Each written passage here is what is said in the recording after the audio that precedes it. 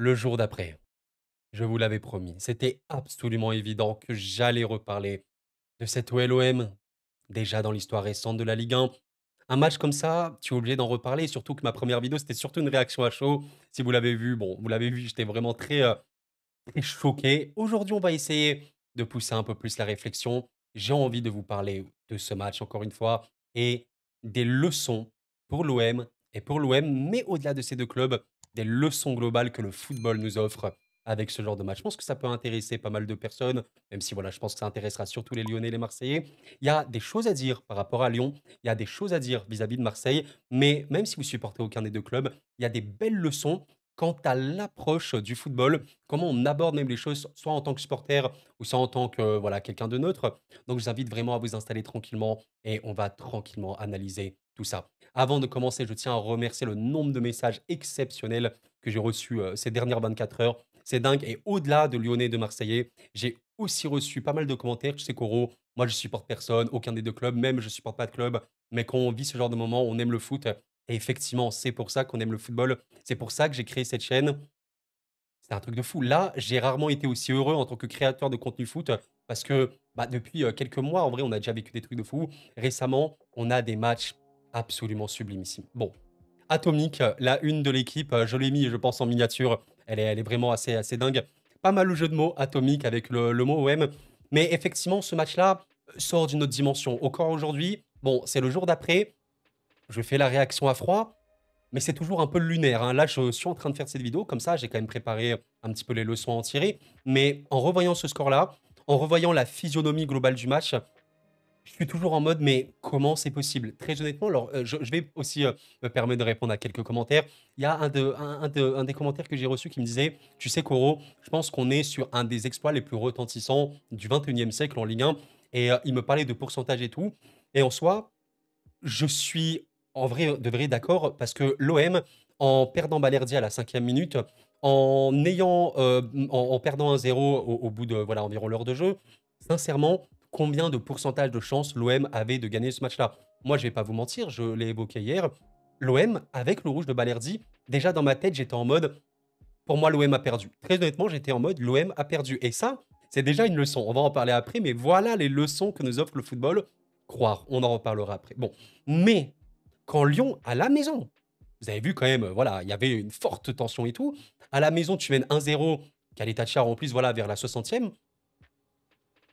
Pour moi, c'est bon. Après, Lyon déroule et voilà, quoi, c'est terminé. Je n'avais aucune confiance quant au fait que l'OM allait réussir à gagner ce match. Encore aller un match nul, je me dis, allez, mais gagner, c'est absolument irréel. Ouais. Je pense on est sur un taux de chance qui était à moins d'1% pour Marseille, mais ils ont réussi à le faire. Bon, la première leçon que j'ai envie de vous donner, bah, c'est une leçon un peu simple. Le nombre ne prime pas toujours sur le mental, ou plutôt l'inverse, le mental prime sur le nombre. Et je pense que ça, c'est un truc qu'on va voir de plus en plus dans le football moderne. Aujourd'hui, c'est vrai que tu as un joueur en moins, surtout un joueur comme Balerdi, c'est une catastrophe. C'est extrêmement compliqué d'aborder ça dans le football. C'est, je pense, la chose la plus compliquée, surtout quand tu as un coach qui prépare un match pendant une semaine, tu as ton plan de jeu, etc., tu as même ta tactique vis-à-vis de l'adversaire, et bam, 5 minutes, c'est terminé. Donc, première leçon, le mental prime sur le nombre. L'OL avait le nombre, avait même le stade, mais c'est Marseille qui l'a emporté. Alors évidemment, dans un autre soir avec plus de finition, l'OL remporte ce match-là. Mais qu'est-ce que je veux vous dire par le mental? Est-ce que vous avez senti un OM, honnêtement, du début du match, même quand Lyon menait 1-0, même quand Lyon était revenu de 2, est-ce que vous avez vu un OM qui était en mode bof, on a perdu, de toute façon, c'est fini. J'ai pas du tout senti ça. Et j'ai entendu l'interview des deux coachs, hein, Monsieur Sage et Monsieur De Zerbi. De Zerbi évoquait que avant le match, pendant le match, pendant la première période, pendant la seconde période, même quand il y a eu une égalisation lyonnaise, ils croyaient en la victoire de Marseille. Et j'ai vraiment envie de le croire sur ce coup-là, parce que mentalement parlant, il y a une vraie différence entre cet OM-là et cet OL-là. Attention, je ne dis pas que Lyon n'a pas de mental. Au contraire, mais c'est peut-être un peu friable et on va en parler sur le point d'après. Donc le point numéro un, la leçon numéro un, oui, il y a le nombre, mais parfois, et je pense que ça va se voir de plus en plus, le mental, c'est supérieur à tout. Et là, on l'a vraiment vu. Le mental marseillais a réellement pris l'ascendant sur Lyon. Et on va aller directement sur ma deuxième leçon, qui est en vrai une leçon qui tombe un peu sous le sens, mais qui est très importante à comprendre dans le contexte de ce match-là. l'importance cruciale de la gestion d'un match de football.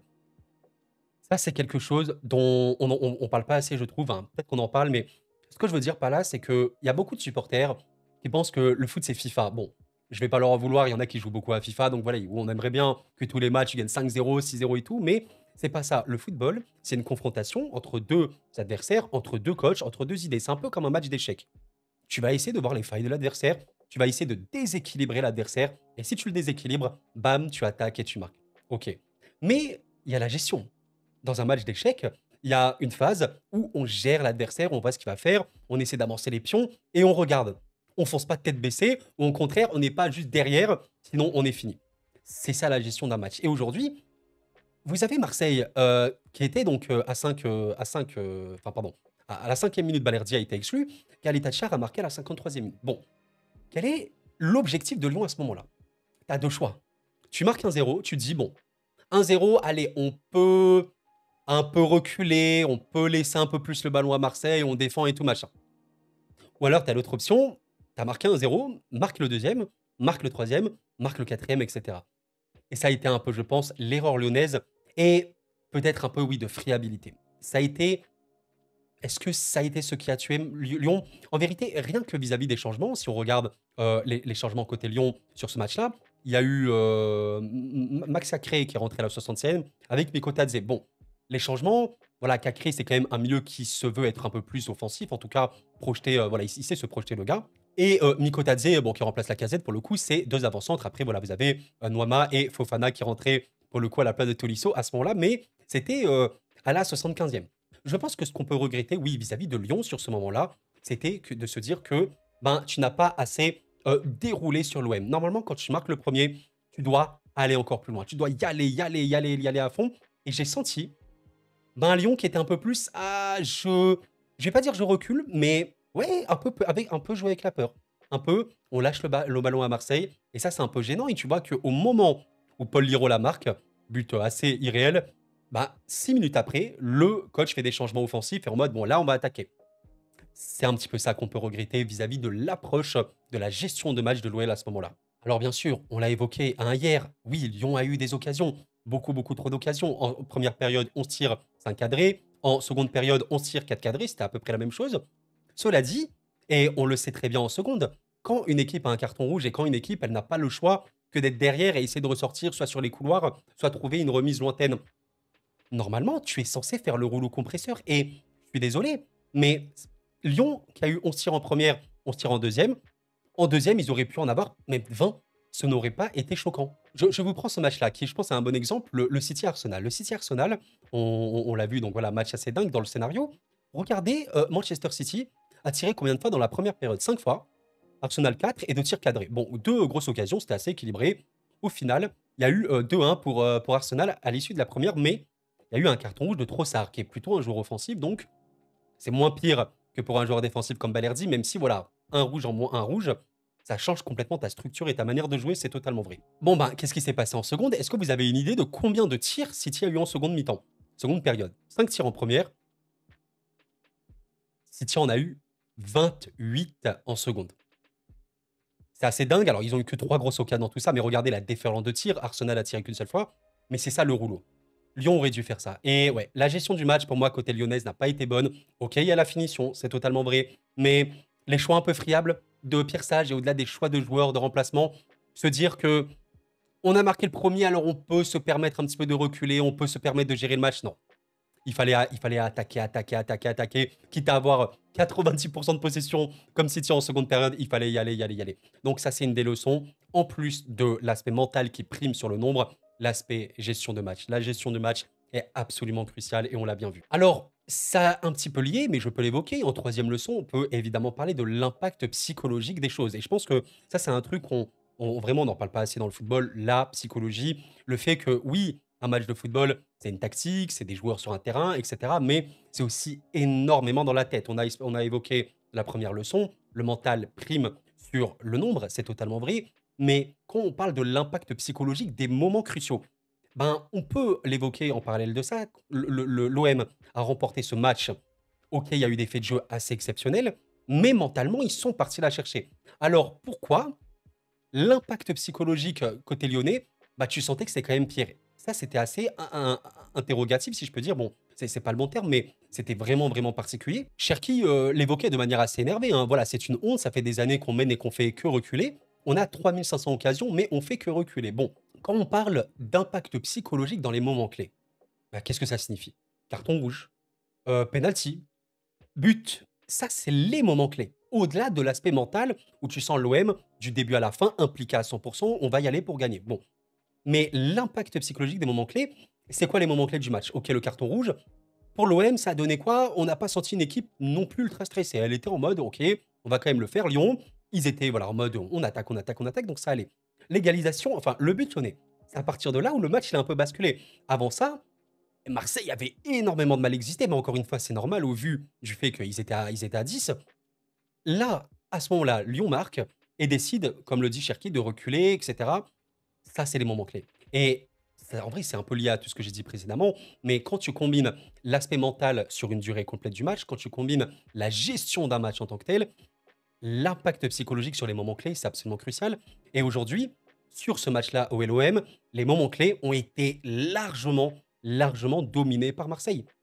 Ça a été clairement vu. Et c'est quand même inquiétant. C'est moi, c'est ça qui m'inquiète le plus pour Lyon. Pas quant au fait, est-ce que les joueurs sont de qualité? Bien sûr. Est-ce que c'est une équipe qui, globalement, a à peu près tout pour être dans le top 4 Ligue 1? Pour moi, oui, clairement. Il y a à peu près tout dans ce club. Maintenant, comment ça se passe dans la tête? Quel est réellement le projet de jeu? Est-ce que c'est vraiment voulu de la part du coach que quand tu mènes 1-0, tu arrêtes de jouer un petit peu? Tout ça, c'est vraiment de la réflexion et voilà, Cherki, on le sentait très énervé après ça. Alors je vais y passer rapidement, mais évidemment en 4e, leçon qu'on peut trouver de ce match-là, c'est bien évidemment, l'adaptation tactique, des coachs. Ça, c'est complètement clair et net. Roberto De Zerbi et Pierre Sage se sont affrontés. Non, je veux pas la localisation, je te remercie Google. Ils se sont affrontés, c'était un duel et nul doute que oui, De Zerbi a battu Pierre Sage sur cette confrontation-là. Mais quand on parle de tactique, on parle vraiment d'au-delà de simplement changer des joueurs. Quand on prend, par exemple, quelque chose de très très simple. Ça, je pense que c'est un bon exemple sur ce match-là.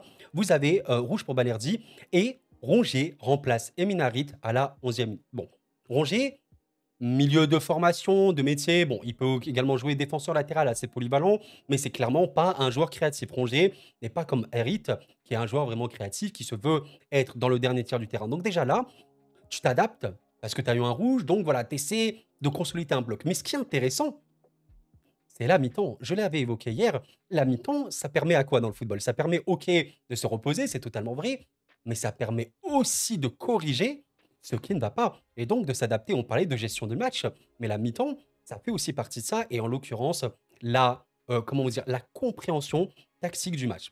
Il y a eu un choix extrêmement important. Comment vous expliquer que De Zerbi décide à la 46e d'enlever Eli avant-centre, OK, par Paul Lirola?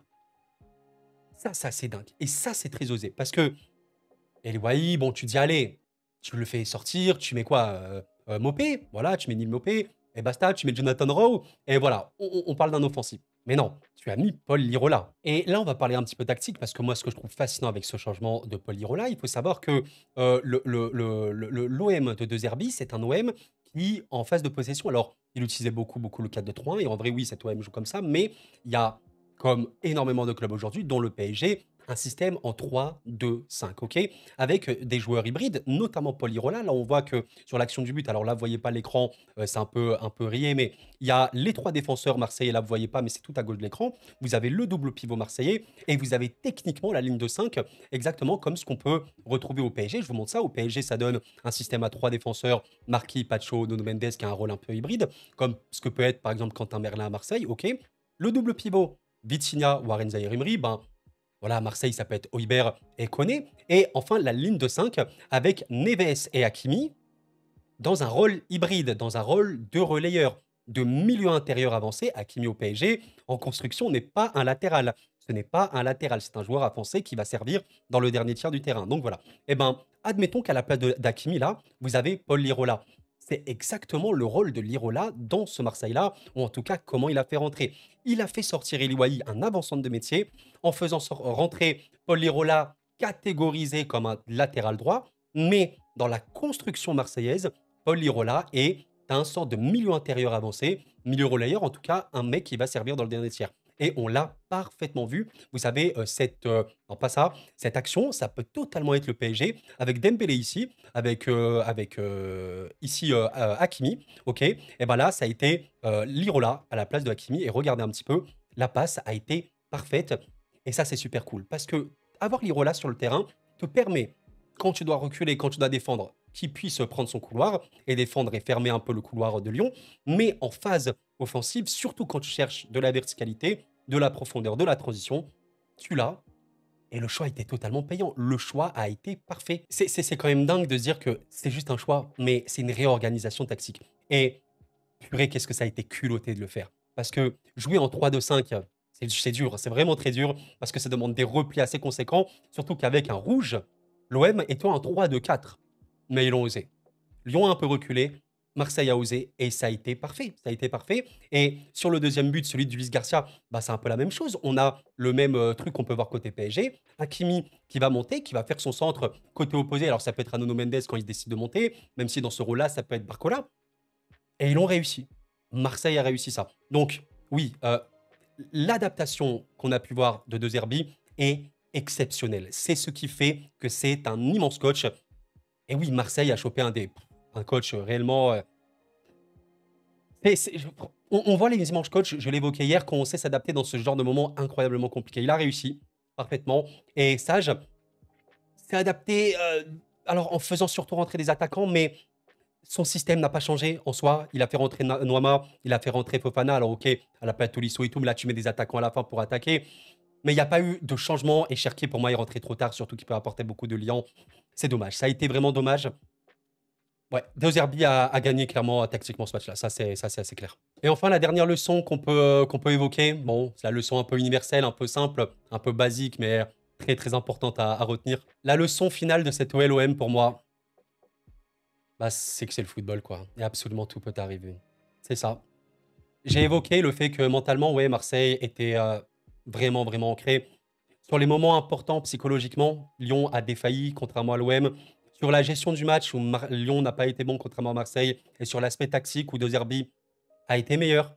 Mais malgré tout ça, au final, c'est le football. Et malgré ce que j'ai pu évoquer, bah ouais, Lyon aurait pu le gagner ce match-là. C'est le foot. À un moment, très factuellement, les gars, il faut regarder les faits, s'il vous plaît. Il faut regarder les faits. Factuellement, c'est ça le match papier. Le match papier, c'est 22 tirs pour Lyon, 9 cadrés. Tu as eu 7 big chances, 7 grosses occasions, tu en as raté 6. Vous voyez un petit peu la nuance qu'il faut avoir. Tu peux dire, oui, Marseille était meilleur sur la mentalité, sur les moments clés, tactiquement. Tu peux dire tout ça. Mais à la fin, il y a la réalité du terrain et il y a le contexte, des buts, des machins et tout. Lyon n'a pas fini ses occasions. Et en vrai de vrai, vous savez, j'ai envie de vous dire un truc. À la fin, Marseille quand même mérite de remporter ce match-là. Il le mérite parce que avec très très très peu, avec vraiment vraiment vraiment peu, on rappelle, hein, il y a eu 0,79 XG, seulement 5 tirs cadrés. Avec très peu, Marseille était extrêmement redoutable d'efficacité, mais surtout, et c'est ça aussi la beauté du football, quand tu te caches, entre guillemets, je dis pas que l'on s'est caché, mais quand tu es un peu friable, quand tu recules, quand tu n'oses pas trop, tu es puni. Et franchement, ça arrive beaucoup plus qu'on le pense. Et bien en quelque sorte, c'est un peu le football dans, on va dire, l'audace qu'a gagné sur cette OLOM. L'OM a osé malgré la difficulté et a remporté. Et en quelque sorte, c'est un peu mérité, vous voyez, dans cette optique-là. Et je pense que beaucoup, beaucoup, beaucoup de Lyonnais peuvent avoir cette réflexion suivante. Bah, en vrai, on a perdu. Alors oui, on aurait dû marquer nos occasions. Et dans l'absolu, oui, tu peux gagner 2-3-0 et voilà, ça aurait pas été choquant. Mais il y a beaucoup de Lyonnais, je pense, qui se disent, ben, en vrai de vrai, tu joues avec le feu. Tu joues avec le feu, tu recules alors que tu dois attaquer, tu dois les accueillir, tu dois les empêcher d'exister. Tu leur donnes un petit peu, un tout petit peu de ballon pour qu'ils puissent exister. Ils ont existé. Et ben en quelque sorte, ouais, tu mérites de perdre. C'est fou, hein, mais c'est le football. C'est la dernière leçon. Absolument tout peut arriver. Mais tellement tout peut arriver. Et ah, ce match était mythique, les gars. Ce match était mythique et on s'en souviendra. Je pense qu'on se souviendra réellement. C'est le football. C'est le football, les gars. Les amis, c'est la fin de cette vidéo. J'espère vraiment que vous l'avez apprécié. Alors, j'ai peut-être pas réussi à développer aussi bien que je le voulais, mais voilà. Si vous voulez vraiment, vraiment la faire, revenir à froid sur ce match assez exceptionnel. Très honnêtement, je pense que ouais, c'est une des pires humiliations qu'a vécu l'Olympique Lyonnais, hein. Et honnêtement, je pense que vous savez, moi, je suis supporter, parisien à fond, hein, à 2000. Si c'était ce genre de scénario qui arriverait pour le PSG contre Marseille, les gars, je serais dans un état oh là là, honnêtement, il se pourrait que je ne fasse, même pas de vidéo pendant une semaine, et croyez-moi que j'ai pas fait ça sur cette chaîne, tellement ça me dégoûterait, tellement ce serait humiliant. Donc je compatis à fond pour les Lyonnais et voilà, oui, les Marseillais, encore heureux que vous êtes heureux, vous êtes, en admiration parce qu'il y a tellement de raisons d'être heureux et d'être optimiste pour cet OM-là en tant que Marseillais. Honnêtement, voilà, j'étais pas sur YouTube il y a quelques années, mais oui, il y avait beaucoup de raisons pour être inquiet pour l'OM là. Mais aujourd'hui, là, maintenant, ouais, il y a des raisons d'être vraiment extrêmement heureux et cet homme, quoi, cet homme, juste pour cet homme, vous pouvez dormir l'esprit tranquille. Maintenant, ouais, moi, je suis un peu inquiet pour Lyon. Je suis pas inquiet dans le sens où Lyon, c'est un club qui va couler. Du moins, j'espère. Hein, j'espère que c'est pas un nouveau Bordeaux. Mais ça peut faire tellement mieux. Ça peut faire tellement mieux et j'ai toujours cette conviction que l'OL actuellement, avec les joueurs que ça a, regardez les joueurs, n'oublions pas que c'est les joueurs qui jouent sur le terrain. Avec les joueurs qu'à Lyon, elle doit terminer top 4, cette équipe minimum. Elle a des très très bons joueurs, elle a des joueurs clés à peu près tous les postes. Alors est-ce que c'est vraiment un problème de coach? Ok, d'accord, Siège, Sage a été friable depuis ce début de saison sur ce match-là contre l'OM. Il a été friable, il n'a pas osé, certes. Mais à un moment, c'est les joueurs qui jouent et c'est les joueurs qui doivent terminer les actions. Voilà, c'est le football. C'est comme on l'a dit dans la dernière leçon, c'est le foot et tout est possible. L'OM a gagné 3-2. Lyon aurait pu gagner 3-0, j'en sais rien. Dans un autre soir, sans le rouge, ouais, l'OM aurait pu gagner 3-1, c'est le football. C'est un sport assez dingue. Et je dirais même plus, l'OM, même avec à 11 contre 11, aurait pu perdre ce match-là parce que c'est le foot. C'est dingue, hein, c'est dingue de se dire que parfois tu as 11 contre 11, tu vas perdre le match-là, mais quand tu es réduit à 10, tu vas le gagner parce que tactiquement, tu sais t'adapter, tu sais comment trouver les failles adverses avec très peu de choses. Voilà pourquoi on aime tellement ce sport. Les amis, merci infiniment pour votre soutien. Sincèrement, je ne peux pas répondre à tout le monde, vous le savez, mais ça me touche énormément. C'était Koro, excellente semaine, prenez soin de vous et la paix sur vous.